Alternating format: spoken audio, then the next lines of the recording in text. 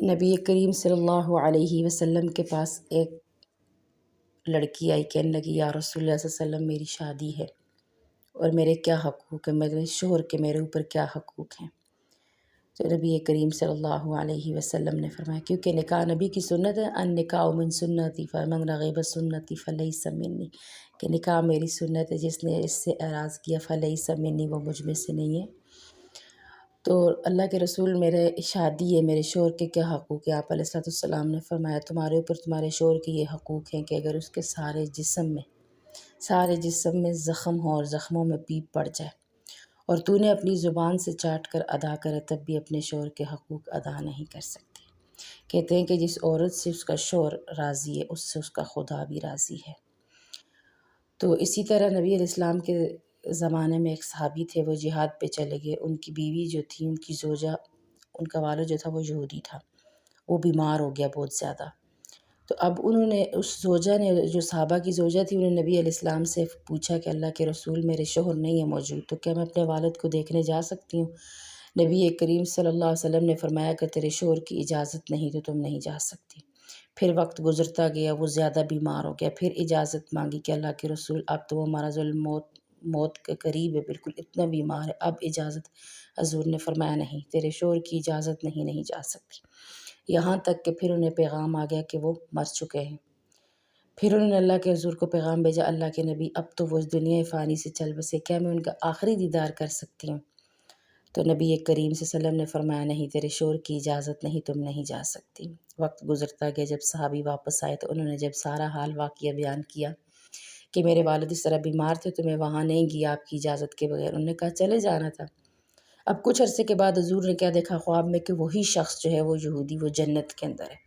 تو اس سے پوچھا گیا کہ تم تو یہودی تھے، تم جنت میں کیا کرے؟ اس نے کہا کہ میری بیٹی نے جو اپنے شوہر کے حقوق پامال نہیں کیے، بلکہ اس کی اجازت کے بغیر جو اس نے صبر کیا ہے، میرے میت پر نہیں آئی، میری عیادت کے لیے نہیں آئی، اللہ نے اس صبر کے بدلے مجھے یہ اجر دیا ہے۔ ویسے بھی کہتے ہیں کہ انما اموالکم و اولادکم فتنہ، تمہاری مال اور اولاد تمہارے لیے فتنہ ہے، آزمائش ہے۔ اگر یہ نیک ہوں، صدقہ جاریہ ہوں تو جنت ہے ہمارا مقدر، اگر یہ اللہ نہ کرے گناہ گار، اگر یہ برے راستے پہ چل پڑے تو جہنم ہے۔ ویسے بھی قیامت والے دن نبی کریم صلی اللہ علیہ وسلم نے فرمایا کہ جو لوگ اپنے بچوں کی اچھی پرورش نہیں کرتے، وہ بچے دن قیامت کے اپنے والدین کی گربان پکڑ کے خود ہی جہنم میں دھکیلیں گے۔ تو اللہ میرا حق کی توفیق فرمائے اور سمجھنے کی توفیق عطا فرمائے۔ تو شوہر کا یہ حقوق ہے۔ آج جو بیویاں ہیں وہ گھر میں موجود نہیں ہوتے ہیں، شوہر کی کمائی میں سے اس کی اجازت کے بغیر صدقہ دینا بھی جائز نہیں، خیرات بھی نہیں۔ تو آج ان کی اجازت کے بغیر جو چھپ چھپا کے دے رہی ہوتی ہیں، جو وہ گھر میں موجود نہیں ہوتی، ساری کائنات میں پھر کے گھوم کے پھر انہیں بتاتی نہیں، چھپاتی ہیں۔ تو خدا را ازواجی زندگیوں کے اندر اپنے یہ رشتے جو ہیں میاں بیوی کے، ان میں آپ لوگ ایک دوسرے سے چھپائیں نہ، بلکہ ان کا خاص خیال رکھیں۔ جیسے اللہ پاک نے فرمایا کہ مجھے 2 رشتے ہیں جن کے مسکرانے پر اللہ مسکراتا ہے، میاں بیوی کے۔ تو اللہ ہمیں سمجھ کی توفیق عطا فرمائے۔ اور ہم عورتیں جو ہیں جہنم میں، کہتی ہیں کہ ایک عورت 4 مردوں کو جہنم میں لے کر جائے گی، اور کثرت سے جہنم میں عورتیں ہوں گی۔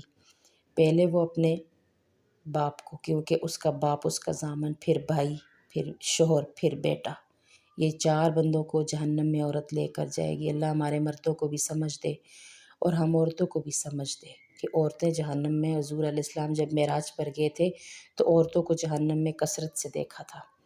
تو اللہ رب العزت ہمیں راہ حق پر چلنے کی توفیق عطا فرمائے اور حضور اکرم صلی اللہ علیہ وسلم کے بتائے ہوئے راستے پر چلنے کی توفیق اور عمل کی توفیق عطا فرمائے۔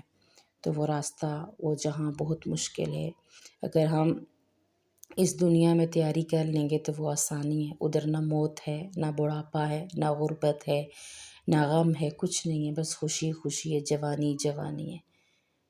اس گھر کی تیاری کر لو جو حقیقی ہے۔ اللہ ہمیں وہاں کی تیاری کی توفیق عطا فرمائے۔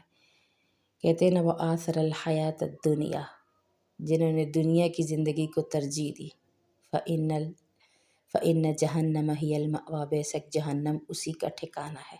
وَأَمَّا مَنْ خَافَ مَقَامَ رَبِّهِ وَنَهَى النَّفْسَ عَنِ الْهَوَىٰ، جس نے دنیا میں اللہ کے سامنے کھڑا ہونے سے ڈرا، اپنی خواہشات کو روکا، فَإِنَّ الْجَنَّةَ هِيَ الْمَأْوَىٰ، جنت اسی کا ٹھکانہ ہے۔